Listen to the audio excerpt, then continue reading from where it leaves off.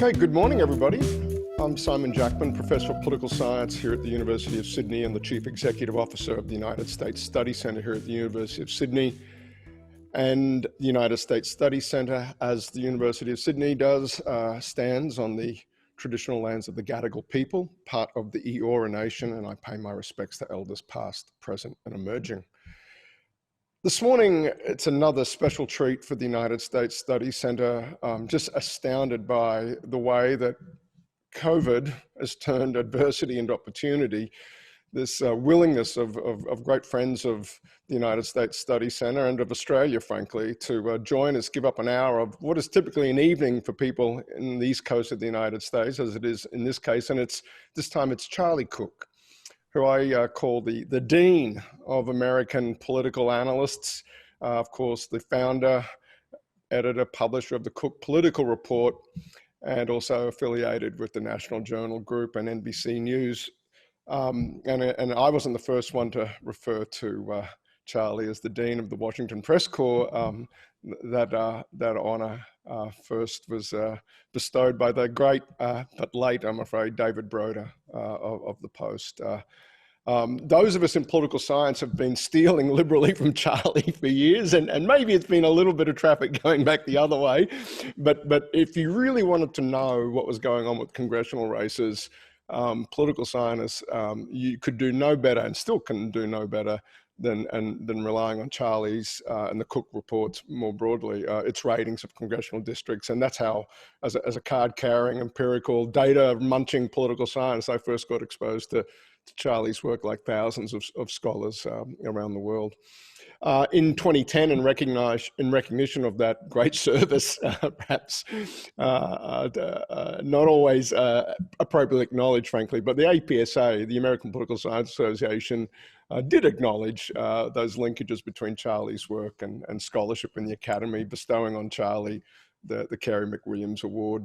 And in 2013, Charlie served as a resident fellow at the Institute of Politics at Harvard's Kennedy School. And Charlie, of course, has visited Australia on several occasions, and in some of the dialogues in civil society that are frequently, when travel permits, Charlie's been a regular attendee at fora like those in across the United States over the years, and counts himself as a proud friend of Australia.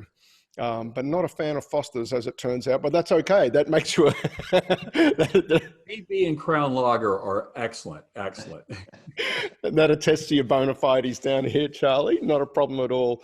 And look, to open up the conversation today, I'm delighted that we'll be joined by Bruce Wolpe, Senior Fellow here at the United States Study Centre.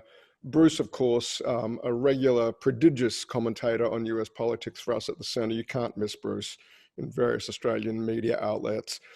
Bruce, of course, worked on the Hill in DC, knows DC inside and out, and indeed, hand on heart. That's how we have Charlie with us today, another Bruce Wolpe special, and we're so indebted to Bruce and his deep networks back in the United States. But he also worked here in Australian politics, serving Prime Minister Julia Gillard as her chief of staff after the Prime Minister left public office. So Bruce, I'm going to hand over to you to kick off the conversation with Charlie. Thank you. I'll be back in a minute. Okay, thank you. Charlie, all of Australia sends a warm hello to you and Lucy, and we look forward to the time when you can return to these shores and conquer them once again with your expertise and knowledge. Yeah, we've known Bruce and Leslie for probably 30 years, give or take a couple, and just dear friends. So anyway, looking forward to be able to come back soon. I'm looking forward to go anywhere, actually. Me too, and I want to get to Maine, where you are right now. 100 miles away, yeah. We're hiding here instead of Washington. But let's just set this up this way. What is the big question is, what is your sense of the mood of the United States, the American people now going into this election? Is this a pandemic election? Is it a pandemic plus economy election? Is it a referendum on President Trump? How's Joe Biden doing? So paint the landscape for us as we go into this. Sure. You know, whenever we have a presidential election and there is no incumbent running, that's a choice election. But when we have incumbents running, it's a referendum. referenda on the incumbent. And that is particularly, I mean, it's always true, but it's particularly true with Donald Trump, because if you think about it, for the last 4 years, for better or worse, he has been like the center of the political solar system in the United States, where everything has revolved around him one way or the other. And so I don't think, the question is just how relevant is Joe Biden to this election? But it really is, I think, up or down on President Trump. And that's happening, it's really people I think are bringing a lot of baggage in from 2016. There's a tendency to look at each election through the lens of, whatever the last election was about. And this is totally different. It's a referendum on the president. That Donald Trump was the candidate of change in 2016, and Hillary Clinton was the candidate of the status quo. Now, President Trump is the status quo, and he's got a record to defend. And when you think about his job approval ratings, and job approvals are the best indicator of how an incumbent president's going to do. I mean, in his first year in office, President Trump had for the entire year, his Gallup job approval rating for the year was 38% in his first year in office. That was the lowest of any president in elected president in post-war history. For his second year, he only went up 2 points to 40, which was the lowest second year of any elected president in post-war history. And then his third year, he was the second to the bottom. Actually, Jimmy Carter slid in under him at 37, but he only had a 42%. And, it's very simple. Every elected incumbent in, history of polling that had a 50 or higher got reelected in the Gallup, the last Gallup before the election, 50 or higher.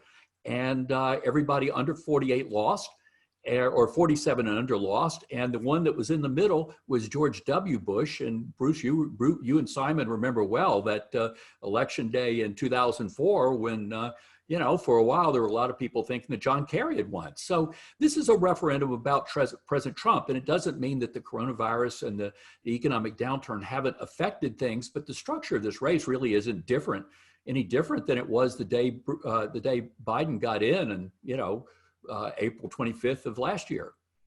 Biden has been it's so interesting, Charlie, but Biden has been so not very visible. I mean, Trump is able to get on Air Force One, go from airport to airport in swing states, regardless of the public health issues presented by the virus. He has thousands of people packed together. I'd say just looking at news coverage, it's like 70% Trump plus, 30% or minus Biden. So he's not getting anywhere near the airtime, but he still has this steady 8 to 10 point lead in the polls, and in the swing states, it looks like between 4 and 6 points in key swings. Why is Biden able to do so well, just given the lack of why is his fundamentals so good when he's not really connecting with the public in the same way that Trump is able to? Well, I think it's a couple of things. First, as I said, this is a referendum about Trump. It's a lot about Trump, and it's not much about Joe Biden. And that's not knocking Biden. This is just the way the race goes. But the secondly is that it's pretty clear the American people don't want a normal campaign. They don't want someone knocking on their door. They're not going to go to rallies. They disapprove of these kinds of things. And I think the Biden campaign, on one hand, they're respectful of that, but two, they're way ahead. I mean, why would they, all that time that the former vice president was sitting in his basement, it wasn't hurting anything. It was kind of a prevent defense. So I don't think it's hurt him a bit. And interestingly, the vice president's known to stick his foot in his mouth, and he's called himself a gaffe machine. I would argue, I've been watching him since 1973, his first year in the Senate. I would argue that Joe Biden has probably made fewer gaffes this year than any of the last 30 years in that he's been in American politics. So, if it ain't broke, don't fix it. But he's getting out a little bit, but I think they want to control the situation, and and the American people don't want a traditional campaign. I agree with that. And so it's kind of weird that Joe Biden emulates McKinley and has a front porch campaign. It's kind of successful. But in the debate, what do you think Biden and Trump are going to try and do to each other? Well, I guess my question is, late breaking news, the Supreme Court, the New York Times a couple of hours ago on taxes, do these things, any risk of changing the fundamentals from these big stories? I don't think so, Bruce. The president has a base of about 40, 41, 42%. And that anybody that hasn't defected him over any of the 1,000, negative stories that have come out over the last 4 years, anybody that hasn't defected yet, I don't think they're going to. I mean, I literally don't think that there's anything that could be in a Woodward book or in the New York Times or any place else that his base, and part of this is they're just rock solid. They're it's cultural, it's identity politics. But the main thing is that he's not shown any capacity to enlarge beyond that point. Number one. Number two, I think it's doubtful that he can get up to the 46% he got last time. And 46% isn't enough, because you're going to have, the third party independent and write-in votes probably going to be half of the 6% that it was last time. So I think between the coronavirus, and I'd love to talk about this more, but the coronavirus and the loss of that economic tailwind, I think together it's completely compromised his ability to get that 5-10% that's in the middle. And I think they've been gone really since the beginning of May or June. I mean, I think that's when you saw the movement in this race go from a 4 to 6 point Biden lead on average to now 8 to 10 in the better polls. And does that explain, Charlie, why the country, 70% feels the country's on the wrong track? And that's looks like a pretty devastating number to me for a re-elect situation. It is that when you look at the last 10 presidential elections, in 5 of them, the party in the White House was kept in. And in 5 of them, the American people basically voted for change. And if you look at the 5 where they voted to keep a party in power, I think the average right direction was about 42 and the average wrong track was about 49. But in the 5 that they threw out the party in the White House, regardless of whether it was an incumbent or not, it was like 20 something right directions, basically 70 wrong track, which is basically where it is right now. So this is a classic change election. And one of my colleagues, and Simon said so much nice things about our newsletter, and I've got a great team of 5 people working with me, but one of my colleagues, Amy Walter, was talking to a Republican strategist, and he was talking about polls in 5 or 6 states that he had just looked at. And he said, there's no, and the movement away from the president and away from Republicans. And he says, there's no one single issue. It's who can make my life normal again. And if that's not an election that's sort of crying out for change, I've never seen one. And I don't personally think that this is going to be terribly close. I really don't. Wow. Simon, over to you. Thank you. Hey, and just on that note, Charlie, then if you are of the view that this isn't a particularly close election, then could you perhaps, I think any Australian on this call is sort of going to know roughly the answer to this question, but could you read us into why it is, therefore, that so many election analysts, myself included perhaps, are walking on eggshells, are tiptoeing around? I heard you on an earlier podcast in the States a couple of weeks ago saying this just isn't close. And if it were any other election, we'd be describing it as such. But many analysts out there are quite tentative about their forecasts right now. Why is that the case? Well, I think with Democrats and liberals, it's become a cliche almost that they're suffering from PTSD, from the November 2016 election, both the shock of the loss, as well as the consequences of the loss. But for political reporters and analysts, it was a PTSD from being wrong, from the shock of being wrong. And after that election, I spent a lot of time starting with about 4 o'clock in the morning of election night, walking back from NBC in New York to my hotel and thinking I've devoted my entire adult life to something. I clearly don't understand it at all. But I've spent a heck of a lot of time looking back and thinking about 2016. And I think we figured it out. And I don't think any of it really is applicable here, but it's a fear of being wrong again. And, Alan Greenspan talked about irrational exuberance in the markets. And I think right now it's an irrational degree of caution that everybody or that most of the people in my business, at least publicly, are professing. And, privately, they're starting to wonder, a lot of them are starting to wonder if this is over, but they're just petrified of being wrong again. And it's almost like they're being superstitious or something. But I don't think, I sit around looking at polls all day long, and I'm just not seeing signs that this thing is closing at all. And I question whether anybody, a Democrat or Republican, can have a lead much bigger than Joe Biden has, given the hyper-partisanship we have and the high floor and low ceilings we have. This is about as wide as it can get. Yeah, no, good point. And so just back to 16, before we went live, Charlie, your read on actually why state polls in particular, and in a few states where it really mattered for the Electoral College call, why a few state polls in particular were not just wrong, but like they were really wrong. Like Wisconsin, the poll average there was off by a lot. Could you just briefly, for our Australian listeners again, rehash why that was wrong, but why you're confident or more confident or have some confidence that those errors aren't going to be replicated this time in swing state polling?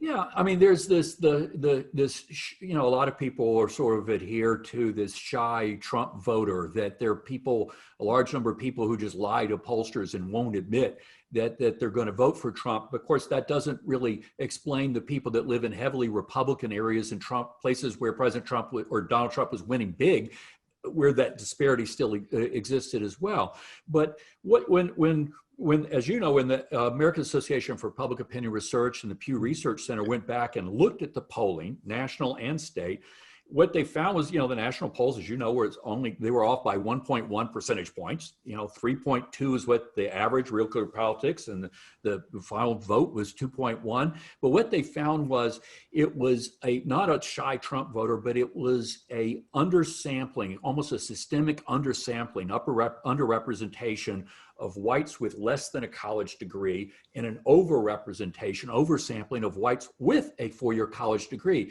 And historically, that wouldn't have made that big a difference. But now, with this realignment that we're seeing, with working class, blue collar whites who have left the Democratic Party, moving towards the Republican Party, and upscale, college educated suburban voters, particularly women, moving the opposite direction, that gap is big. And it explains what happened in the national. I mean, they went back and looked and checked who was interviewed before the election and ran those by the voter files from the secretaries of state, and found that there was just an undersampling.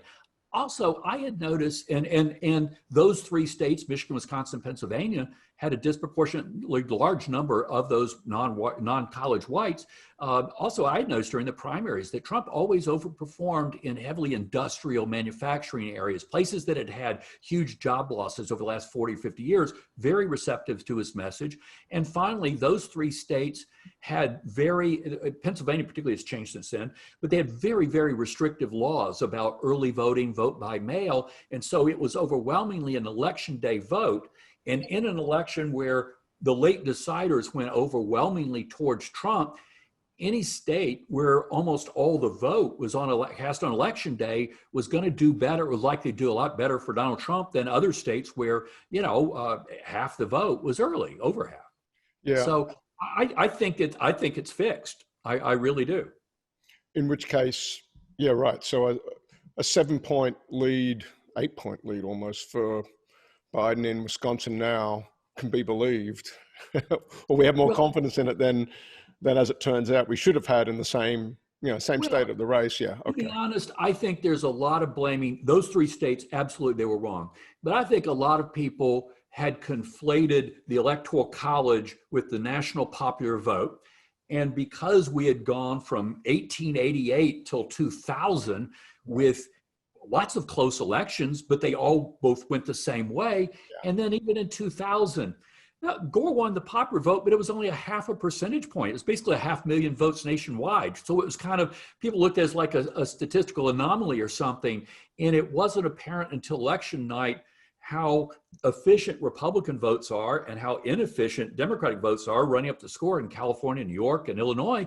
So that a Democrat probably does need to be ahead nationally by 3 or 4 percentage points in order to start feeling comfortable at the Electoral College. But an 8 to 10 point national lead and pretty strong leads in all 6 of the key battleground states, or 4 out of 6, I would say. You know, you know, maybe I'll be wrong, but I don't think so. Hey, the other thing that I guess, you know, again, those of us that watch this super closely are so aware of this, but again, for a more general audience, the 2018 midterms, my own view is that not enough people understand the consequence of what happened there. And so Charlie, what happened in the 2018 midterm and what does it portend for 2020? It was like 2 different elections, or elections in 2 different countries. And in the red conservative Republican states, the states that Trump won, you know, 1/3 of the US Senate is up every 2 years, but it always matters which third. And the third that was up in 2018 was overwhelmingly in red states, and where Democrats had a net loss of 2 Senate seats in those states. And so it reflected the popularity that President Trump had in those states. But in the rest of the country, which is a lot bigger, where suburbs were the driving force, and Republicans lost, 40 seats in the House, many of these seats that they had had for, close to 100 years. So you had suburbs of Atlanta, Dallas, Houston, Kansas City, Oklahoma City, Richmond, Virginia, as well as outside the Sun Belt, that were going Democratic because the suburbs, President Trump is just toxic in sort of mid to upscale suburbs. And that was an ugly election. But the other thing is, it was close to a presidential turnout. Yep. It was the highest voter turnout that we'd had in any midterm election since 1914. And the previous one had been the lowest since 1942. So This was like mind-boggling, but this was, we had, I'm not sure if this is politically correct or not, but I think you had a lot of voters in that election, people that were for Donald Trump in 2016. Man, they were for him. And even if God had told them that he was going to lose, they were still going to vote for him to make a statement. But you had a lot of voters that were never going to vote for Donald Trump, but they weren't excited about voting for Hillary Clinton. The ambivalence, that she had picked up 25 years of political baggage along the way. And after the Billy Bush Access Hollywood tape, I think most people thought the election was over. And so if you didn't really want to vote for Hillary Clinton, you didn't have to, because she was going to win no matter what. He was going to lose no matter what. But with that election night, it just sort of woke up the Democratic Party in a way that they'd been on fire all the way since Election Day. And I use this metaphor, back in the old Pearl Harbor movie, Tora, Tora, Tora, and the Admiral Yamamoto character is on the bridge, and the torpedo bombers are landing after the successful mission, and the other naval officers are doing their equivalent of high fives.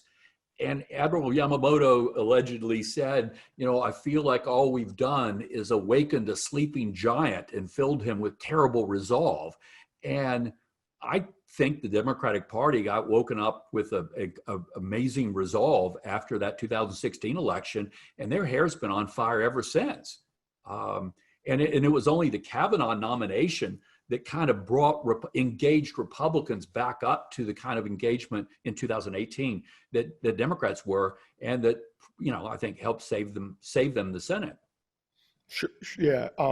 And so that, the implication being, like, we're on track from, putting COVID and the difficulties with voting as a logistical, practical matter to one side for a moment. But is it your sense we're on track for just huge turnout, perhaps record-breaking turnout? Yeah, no, I think it's going to be I think notwithstanding the coronavirus and the voting problems and all that, I think we're still going to have a record high turnout. And there were signs pre-coronavirus that this was going to happen. But so, and that's the other point that where I'm kind of more trusting of polls this time is the higher the turnout, the more the electorate looks like just all registered voters, and the easier it is to poll. But the way my scenarios is I think there's a 20% chance that Donald Trump wins the Electoral College. Now, built into that 20% is black swan events, foreign policy. I mean, every unknown, as Don Rumsfeld used to say, gets to that 20. I think there's a 40% chance of what I would call a skinny Biden win.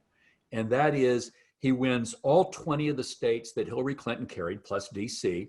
And then he carries the 3 states that Clinton lost by 0.7 of a point or less, Michigan, Wisconsin, Pennsylvania, and either nothing else or nothing other than maybe Arizona.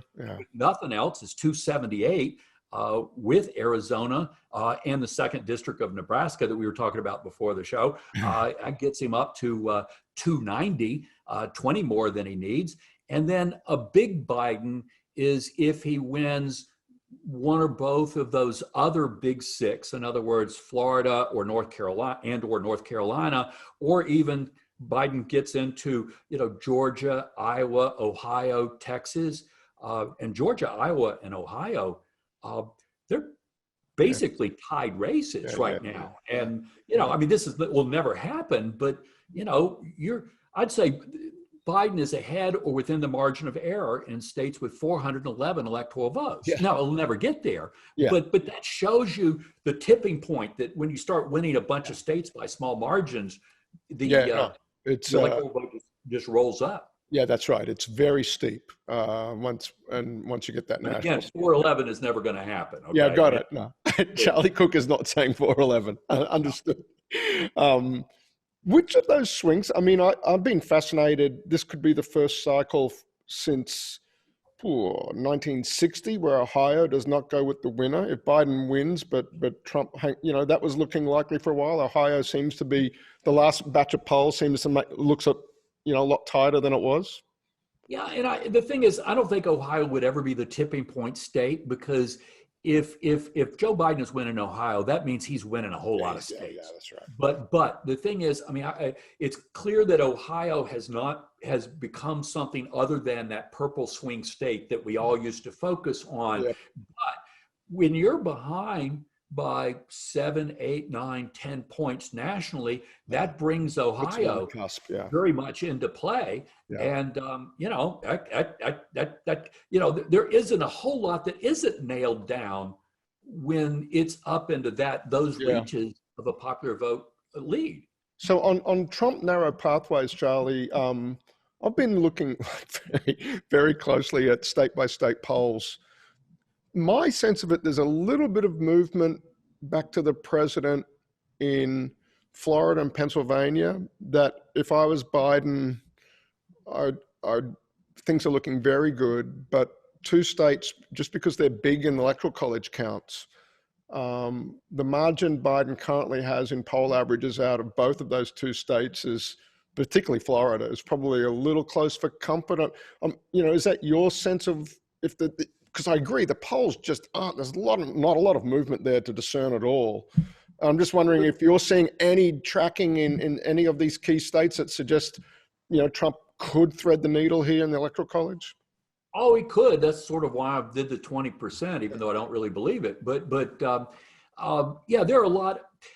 Yes, I mean, the disadvantage we have and the advantage that campaigns actually have is that they are seeing constantly polls taken by the same firms using the same methodology week in, week out.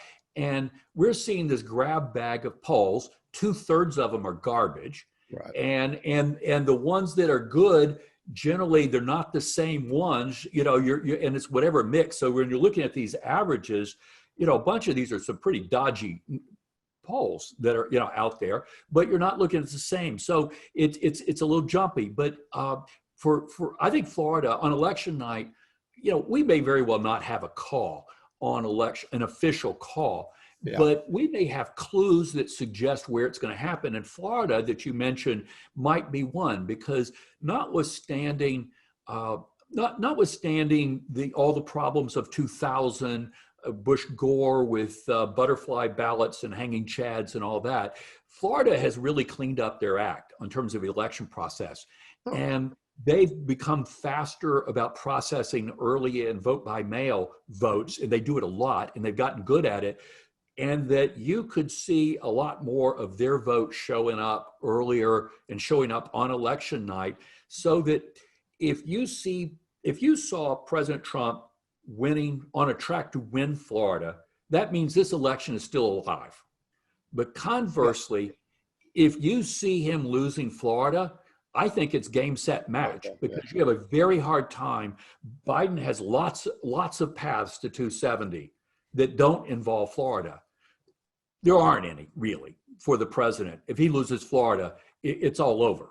Yeah. And you know, again, I mean, all Biden has to do is win the states that Democrats lost by 0.7 of a point or less. So that's you know, Yeah, not fair that's enough. not Florida. So Hey, one thing.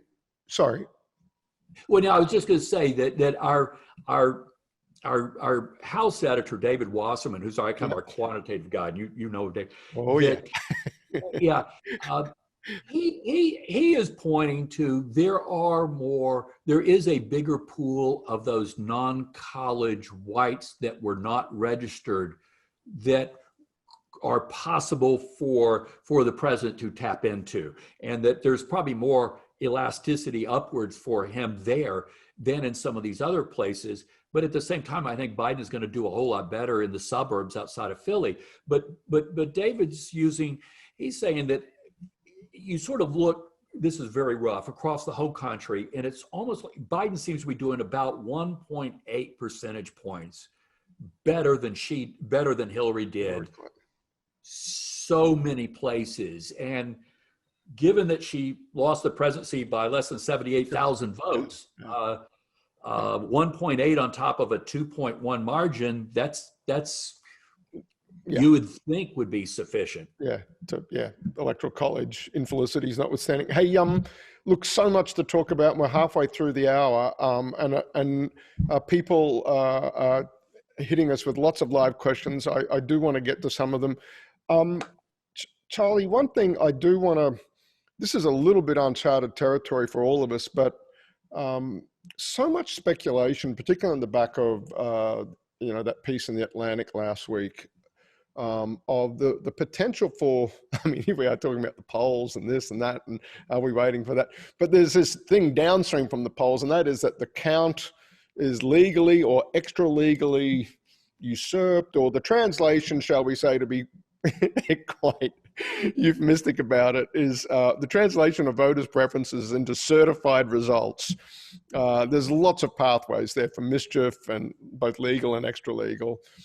Do you have any, I mean, what's your sense of that? How seriously should we be taking that? I mean, things are moving so quickly at the moment. You know, sort of a lot of the social media networks I'm plugged into just went into apoplexy on the back of that Atlantic piece last week. I'm just wondering, in your experience and in your networks, what's the appropriate sort of way to parse or even think about that general set of issues?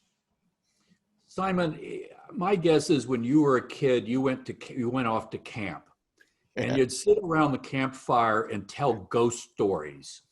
And I think these are kind of the political equivalent of ghost stories that are pretty implausible, very unlikely.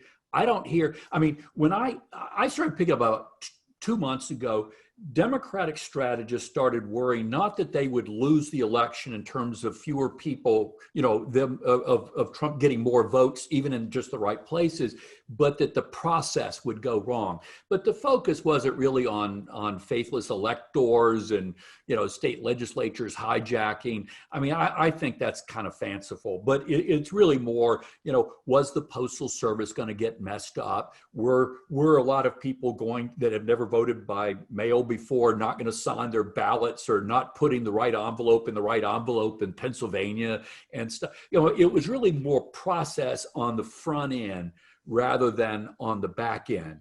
Yep. And this election would have to get a heck of a lot closer than it is, and that it has, for any of those things to be, I think, even remotely relevant. But I think it's some fanciful stories by journalists rather than campaign professionals who are paid to think about this stuff.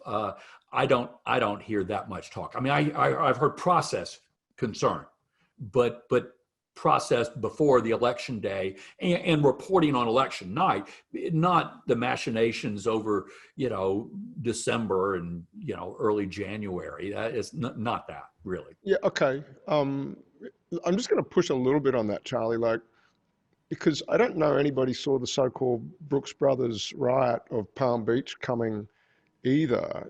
I was surprised by that at the time. The way that once it becomes a legal sort of drawn out vote count of postal ballots or whatever, that in that space that is now, it's legal, it's got this practical element, on the ground element, protesters, yelling down the recount there. Those on the ground logistic factors that seem to be hard to predict, at least, out of my expertise, right? Public opinion, polling, electoral systems. You got this other sort of, Don Rumsfeld, again, unknown element out there. I'm just, Charlie? In 2000, we'd never seen anything like that before. And Democrats got caught playing by a different set of rules. They were playing by very conventional rules, and that you didn't do that kind of stuff, and they paid a price for it. And right now, I think the odds of Democrats allowing that kind of thing to go unchallenged the way they did, I think is extremely unlikely. And they may be more guilty of overkill than of underestimating what would happen. But that whole Bush Gore, what worries me is that, and I don't spend a lot of time worrying about this, but this country is about 10 times more partisan, more hyper-partisan than it was then. And when you look at, in that election, half of Americans were going to believe that election was stolen no matter what. And the only question was which half. And now the partisanship is so much more intense. I mean, these polls that show X% of Democrats or Y% of Republicans wouldn't want their son or daughter to marry someone of the other party. And I mean, just these weird things that didn't exist then. So I think I worry about whether, I think the United States has been going through a massive stress test over the last 4 years. Right. And I think institutions have held up, quite frankly, better than I would have thought, but you don't know how much more stress it can take. Yeah. And so that kind of bothers me. But, this stuff, some of the stuff I think is a little fancy. Okay. But, we're burning through our time. I'm yet to ask you about Senate and House. And I can't not ask Charlie Cook about Senate and House. So we could do the House in one sentence. Let's do that. Not going anywhere. Okay. Yeah. So let's go to the Senate. Okay. Now Senate. I'm going to assume that anybody on this call is going to know all the numbers that Democrats need a net gain of 3, and that they're going to lose a seat in Alabama. But the Senate right now, at the beginning of the year, I was only putting about a 1 in 3 chance of Republicans losing, of Democrats gaining a majority in the Senate. And the reason that, because they were going to lose the Alabama, they were going to have to knock off 4 Republican seats. Right. And the thing is, at the beginning of this year, there were only 4 Republican seats that even looked plausible. You know, Martha McSally in Arizona, Cory Gardner in Colorado, Susan Collins in Maine, and Tom Tillis in North Carolina. Mm-hmm. So what's happened now, because right now, I think it's better than 50-50 that the Senate will flip. Well, each of those 4 are a lot more vulnerable than they were then. And then coming online, you've got 2 or 3 more Republican seats, you know, like Joni Ernst in Iowa. That's become very, very close. At least one, if not both. There's a good chance, by the way, that both of those Georgia Senate races go to January 5 runoffs. Now, that'd be kind of, you know, talk about horror stories. Yeah, and then finally, you know, you've got a Kansas open seat that's close. And, you know, they're just all Montana. I left out Montana. Yeah, Montana. So they're just as there are a lot of paths for Joe Biden to get to 270, particularly if Democrats only need to get to 50 as opposed to 51, man, there are a lot of paths to get there. And I think it's more likely to help. And I think the Supreme Court fight, I think it's going to be a wash on the presidential, but in the Senate, I can see 2 or 3 Senate seats that Democrats have that their chances might be hurt, and 2 or 3 Republican. I mean, I think it could have at the same simultaneously could have different angles. But you know, nationally speaking, though, both sides are so motivated that other than voting earlier or earlier in the day, or trying to vote twice illegally, I'm not sure what motivation above a certain level really accomplishes. Yeah. That was a joke, by the way, of voting more than once. So. Yeah, very good. Yeah, I was saying the volume on this election was at 11, and then the Supreme Court thing took it to 13, and you know, but interesting. We've been, you know, thinking a lot here about how that washes out. But let's move to some questions from the from the audience, if we can. This is a good question. Tommy Gatling here from the University of Sydney asks, are there any circumstances in which reform of the Electoral College is likely in our lifetime, Charlie? No. Okay. No, I mean, small states are never going to go along with it. Yeah. And I mean, it just won't happen. I mean, there was a reason why we got this, and it was a compromise that I think is never going to be broken. But the other thing, though, is, while I don't like the Electoral College, if we just went to a straight popular vote, which more or less is what people are talking about, all these candidates would do is fly around between the 5 or 6 major metropolitan areas and never see the rest of the country. And so there actually is a legitimate reason why a lot of states would be against it, because they would have no voice. I mean, California, New York, I mean, they would have no voice in the election, and I don't think they will ever stand for that. So I don't think in my lifetime, if we could start from scratch, I would have the whole country do it the way Nebraska and Maine do. You know, each congressional district gets one elector. You know, whoever wins that district gets that elector. Whoever wins the state win the bonus too, and there you go. And that would incentivize candidates to run all over the country. But the thing is, nothing's gonna happen. Nothing. Yeah, no, I think that's... Let me know when a state that voted for Donald Trump passes that compact, okay? Yeah, right. Look, we've got a few questions on this issue. And again, this is for the people that are tracking US politics very closely, if you're across this issue. Charlie, and this is, look, a bit of back and forth about, is Biden's support among Hispanic voters soft? Is that going to make a difference in some, you know, Florida is the state people talk about the most. You know, I see different pieces of commentary on this. I'm just wondering your assessment on that one. Is it true? How consequential is it either way? Well, something can be true, but maybe not quite as consequential as it seems, because number one, yes, he is underperforming what he should, you know, among Hispanics, particularly Hispanic male men in Florida, and to a certain extent in Texas, but not so much in Arizona. That's true. And if that were the only demographic that was voting, then that'd be a big problem for Joe Biden. But you see other groups that are substantially larger and vote at much larger rates that he is overperforming. And, like college educated, suburban, so if you want to isolate one thing, yes, but this election has a whole lot of moving parts, and that this group has, along with very young people, the lowest voter turnout rate in the country. So I'm not sure, and Biden is doing better among the oldest group, which is a very high turnout group, particularly in Florida. Right.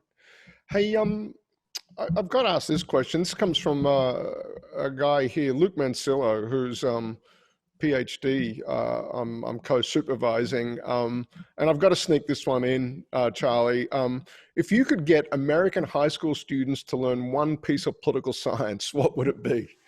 Oh gosh! Oh wow! I wish you'd tip me off on that one. Sorry, I know. Yeah, put you on the spot. I'm gonna have to think about that when just came in this morning. Answer to give him, but I tell you what, the kind of current frame of mind I'm in is explain to them the Electoral College. Well, I don't know. I'm trying to decide between federalism. That'd be a good one. Yep. Separation of powers. That'd be kind of nice. Yeah. The thing is, we've stuffed our curricula with so many interesting, novel courses that some of the basics of citizenship are being, getting short shrift. But it's shocking how little a lot of people know. I mean, gosh, there was a survey years ago about, a shockingly high percentage of Americans thought the Supreme Court was part of Congress. Yeah. I mean, really? The institutions are the important things. People come and go, but the institutions stay, and understanding those is so important. Understanding why we get the politics we get. And Charlie, look, I've also got to ask, we're a US Studies Center, American foreign policy, America's standing in the world, America's appetite for global leadership and multilateralism. These are questions that are our bread and butter down here. I'm just wondering, stepping away from election prognostication and the issues we've been talking about, can you give us a read of, the two pathways that are open to the US after this election, one under a Trump re-elect and the other under a Biden administration? There's so much going on in the US at the moment. It is yet, it's still deep in the midst of COVID. What will America's priorities be? And where does foreign policy land in those priorities under either election scenario in your assessment, Charlie? It's interesting. I had this conversation, Zoom conversation with a group of European institutional investors, money managers earlier this week or last week. And it's the thing is, in the absence of the coronavirus, I think that if Biden won, Air Force One, they'd be having to replace Air Force One a lot sooner. I mean, because he would just be all over the world trying to rebuild alliances and repair damage and all like that. But with the coronavirus, with the economy, piecing the economy back together, that will be very hard to do. And the question is, how long would it take the United States to regain, or could we ever regain the confidence, the trust of many of our allies around the world? And I realize ever is like a really long time, but just, in our lifetimes, are we ever going to see it? And my hunch is probably not, but that doesn't mean you don't try. But I think you could imagine, I mean, Joe Biden's passion is foreign policy. It really is. If you read that, I'm sure you've probably already read that Jules Whitcover biography of him. He just he lives and breathes it. But I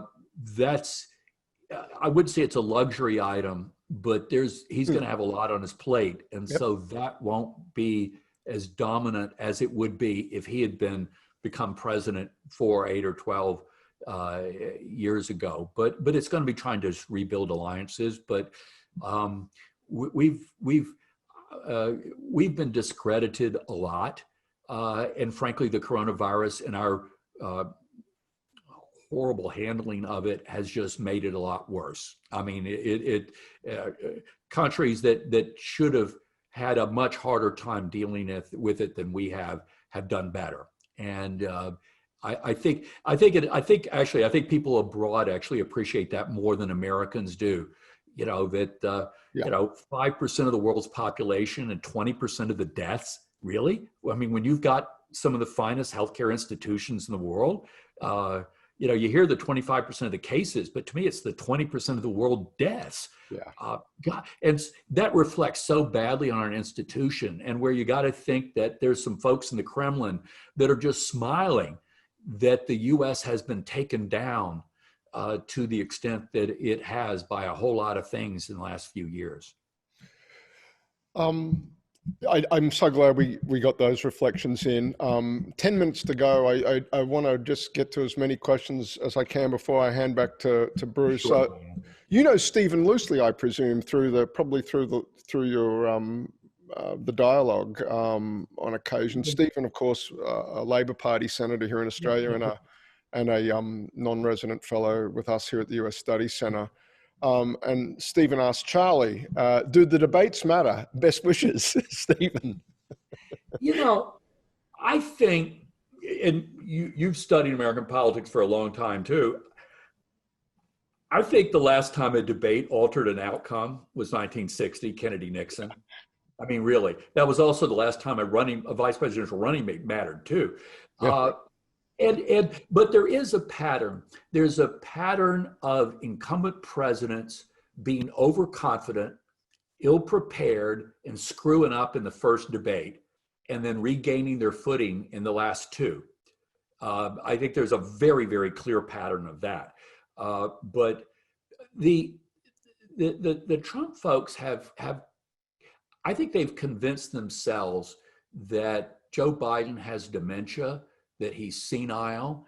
And when you talk or email with you get the sense that they're fully expecting a debate for Joe Biden to have drool coming down his chin throughout the debate. And, you know, out in Iowa, I watched him, and we all watched the debates, and we watched, it's like, really? And they have really lowered expectations for him, but I think the president I think he's way overconfident. And when I started reading and hearing that he's doing very little debate prep and was making fun of Biden for debate prep, I'm speechless. And particularly given that the first debate Tuesday night, it's Chris Wallace is doing the interviewing, and he may be from Fox, but he's a hell of a journalist. And as you remember, that July interview of his on Fox News Sunday, that was one of the most, for an elected official, one of the most horrible interviews I have ever seen with a journalist. And that if I were a Trump supporter, I think that Sunday morning, I think I would have lost my breakfast watching it. I mean, it was that bad. And then he did it again. Yeah. With Axios, with an Australian, a couple weeks later, that's one. So they're counting on a debate turning this thing around, and A, I don't think it will, but B, well, I mean, I don't think Biden could get a whole lot. I don't think his lead could get a whole lot bigger. So if the president was really as bad with this one as he was with Wallace back in July, I'm not sure. I don't know that 42% would defect from him, but I do think that his ability, losing that, I mean, the most compelling reason for Donald Trump's reelection was the economy. I mean, that was and so I don't think he's encountered a headwind like you would think an incumbent president might, given an economic downturn. No, that hadn't happened, but it's the loss of that tailwind, and that you had a group of these swing voters in the middle, again, not the base, that they thought the economy is doing great, and they gave him all the credit in the world, but they did have concerns about him as a person, his truthfulness, his unwillingness to listen to experts. I mean, all these things about his leadership style, but the strong economy was keeping those concerns in catch. and the loss of that economy, and then just I think, you see consistently 55 to 60% of Americans not only disapprove the job he's doing on handling the coronavirus, but 45, 48% strongly disapproving of it. And the president's advantage over Biden on the economy that used to be like this, I mean, it's still higher, but just barely, and his approval on handling the economy isn't a whole lot higher than his disapproval. So he's lost the tailwind that I think was keeping him from getting blown away before. Yeah. Hey, just, one thing a line I've been using a lot in media is any day that Donald Trump is not having to defend his record on COVID is a better news cycle for him than the one he might have been having. Is that true for this tax return story? Well, first of all, I don't think the 40-42, and this has to do a lot with media habits in this country. Sure. The 40-42% are not watching networks or news that will give this story a whole lot of play. Right. And so he's just absolutely, his numbers are impervious to any bad news whatsoever. Yeah. But at the same time, good news never helped him. I mean, when you have 6 consecutive months of 50-year low unemployment and your numbers still never crack 50, that's like hitting the accelerator on the car and nothing's happening. It's a really good point, Charlie. It's a really good point. So often we focus on how the negatives didn't drive, that's the thing we get in Australia a lot. The number of times I get asked, how is it that Trump can have 40% approval? Given all the bad stuff he does, but I think you're absolutely right. How has he only got 40 given how strong the economy was? That's right. Waiting for his numbers, I mean, to fall, they have to rise. Right. And they never rose. Yeah. And this is like waiting for your pre-shrunk jeans to shrink. They're not going to. I mean, they can't. Yeah. And waiting for someone at 40-42 to drop in this kind of hyper partisanship, no, they can't drop. But that didn't get you reelected either, though. I love pre-shrunk jeans. I'm adding that to the list of metaphors I'm appropriating from Charlie Cook. Well done. But you're not going to get wisdom, so you might as well get some good lines.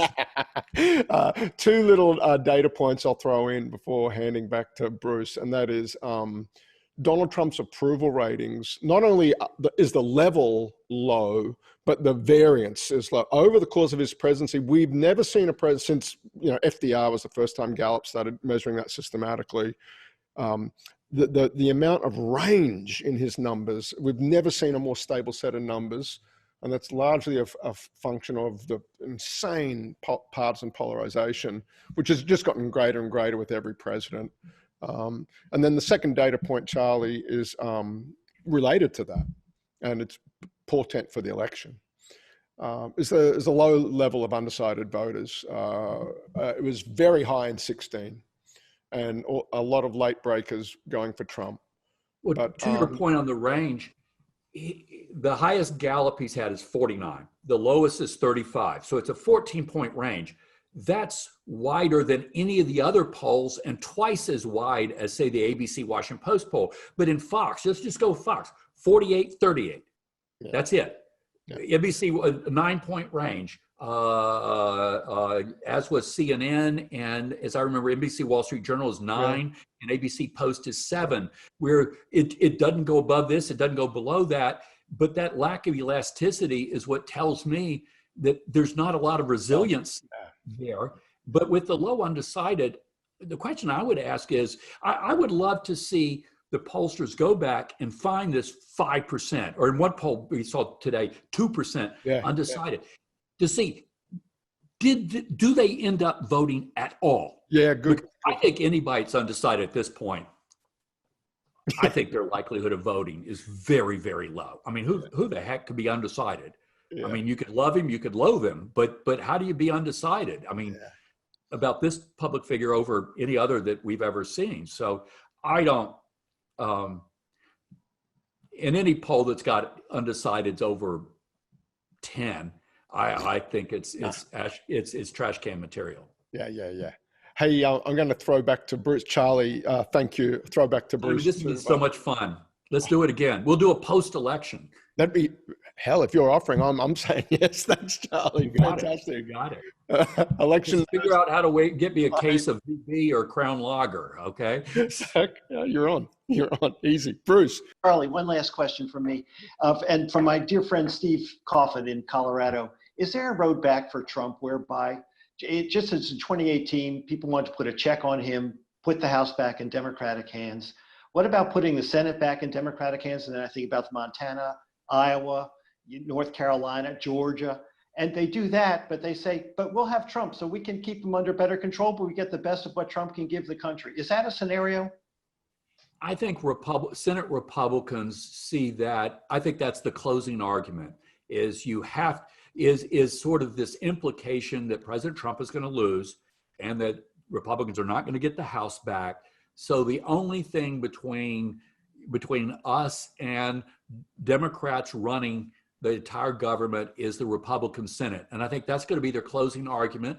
They're not sure if it will work, but they believe that is the best case, the best argument. But they can't do it they've got to do it carefully, because they can't say they expect President Trump to lose, because his base would go crazy. But you could kind of dance around it and say, do you want, what Democrats did in 93, 94 after Bill Clinton was elected and Democrats already had the House and Senate, where, Democrats basically loaded up in a car and drove off a cliff like Thelma and Louise, which they did again in 2009 and 10 after Obama won, and Democrats already had their majority. I can see the pain look on your face, Bruce. Anyway, where Democrats do another Thelma and Louise, but Republicans evened it out in 2017 and 18 by loading up their own car and going off a different cliff.